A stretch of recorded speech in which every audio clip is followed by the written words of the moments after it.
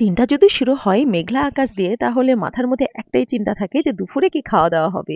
আমি তো মনে মনে ভেবেই রেখেছি যে আজকে খিচুড়ি করব, সাথে কষা মুরগির মাংস। এখন দেখা যাক ওর বাবা কি বলে। ঘুম থেকে উঠেই কিন্তু দেখছি আকাশে পুরো মেঘ। সো হ্যালো এভরিওয়ান, কেমন আছেন সবাই? আশা করছি ভালো আছেন, সুস্থ আছেন। ঘুম থেকে উঠে আমি কিন্তু আজকে ডিম সিদ্ধ দিয়ে আমার ব্রেকফাস্টটা করে নিয়েছি। কেউ আবার ভাববেন না যে ডায়েটিং করার জন্য ডিম সিদ্ধ খাচ্ছি। আসলে প্রেশারটা লো গতকাল রাত থেকে। সকালে উঠে তাই প্রথমেই ২টা ডিম সিদ্ধ খেয়ে নিয়েছি।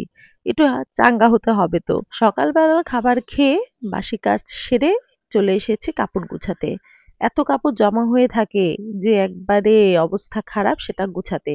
আর সকাল সকাল কাকাকে বলা হয়েছিল যে আমাদের বাহিরের বাগানের যে রাস্তা ওটা একটু পাকা করে নেব। আর জানাও ছিল না যে মেঘলা মেঘলা দিন হবে, যেহেতু শুক্রবার কাকার ছুটি ছিল, মানে কাজ ছিল না অন্য জায়গায়। তাই আজকে বাড়িতে ডাকা হয়েছে, অগত্যা আমাদের কাজটা কিন্তু করে নিতেই হলো। আর এইদিকে মাংস খিচুড়ি হবে সেও বলল। তারই জোগাড় সব কাটা বাছা করে নিয়েছি, নিয়ে আমি কিন্তু গ্যাসের সামনে চলে এসেছি রান্না তুলে দিতে। আজকের খিচুড়িটা হবে মুগের ডাল আর হচ্ছে মসুরি ডাল মিক্স করে। মুগের ডালে যেহেতু একটু গন্ধ লাগে তার জন্য আগে একটু ভেজে নিয়েছি। নিয়ে আমার খিচুড়ি কিন্তু রান্না তুলেও আমি দিয়েছি। ইন্ডাকশনে খিচুড়ি হচ্ছে আর এইদিকে আমি মাংস কষানোর জন্য কড়াই কিন্তু তুলে দিয়েছি। শুক্রবারের দিন মাংস তো খাওয়া হবে, সাথে খিচুড়ি একটা বাড়তি কিছু। আর এর জন্যই আমি মাংসের জন্য তেল দিয়ে দিয়েছি। তেল দিয়ে আজকে কিন্তু শুকনো মরিচ অনেকগুলো দিব, চিড়েও দিব আবার গুঁড়াও দেবো। একবারে ঝাল ঝাল করে রান্না করব চিকেন কষা। পেঁয়াজ দিয়ে ভাজতে ভাজতেই এইদিকে আমার কিন্তু খিচুড়ি একটু নিচে লেগেও ধরেছে পাতিলের। একবারে ২টা কাজ করা কিন্তু আমার জন্য একটু ডিফিকাল্ট। আমি আসলে এত চাপ নিতে পারি না। আর এদিকে খিচুড়ি রান্না শেষ আর আমার পেঁয়াজ-টেয়াজ ভাজাও শেষ। এখন বাটা মসলা দেওয়ার পালা। আদা, রসুন, জিরা যা লাগে সবকিছু দিয়ে এখন মাংসর মসলাটাকে ভালো মতো কষানোর পালা। মসলা যতটা কষানো হবে টেস্ট কিন্তু তত বেশি হবে। এটা সবাই বলে। তাই আমিও বলি। একটু টমেটো দিলে মাংসর কষাটা একটু লাল লাল হবে।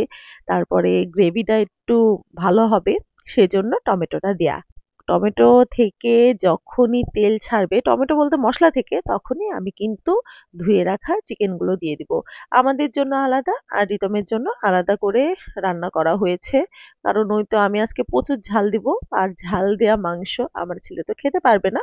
ওর জন্য আলাদা করে রান্না করাও কিন্তু আমার হয়ে গিয়েছে। আর এদিকে মাংসগুলো দিয়ে দিয়েছি, দিয়ে আলু আগে থেকে ভেজে রাখতে আমি ভুলে গিয়েছিলাম। আমি ভাজা আলুটাই মুরগির মাংসতে দিই। আর ভুলে যেহেতু গিয়েছি তাই হচ্ছে কাঁচা যে আলু সেটাই কিন্তু আমি দিয়ে দিয়েছি। আর কাঁচা আলু দিলেও কিন্তু খেতে ভালো লাগে, খারাপ লাগে না।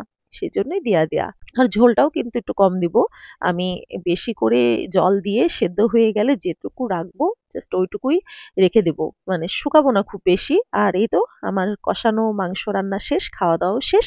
আর আমরা ৩ জন কিন্তু বাইরেও বের হয়ে গেছি। তো ভিডিওটি কেমন লাগলো অবশ্যই জানাবেন। আর এখানেই কিন্তু আমি বিদায় নিচ্ছি।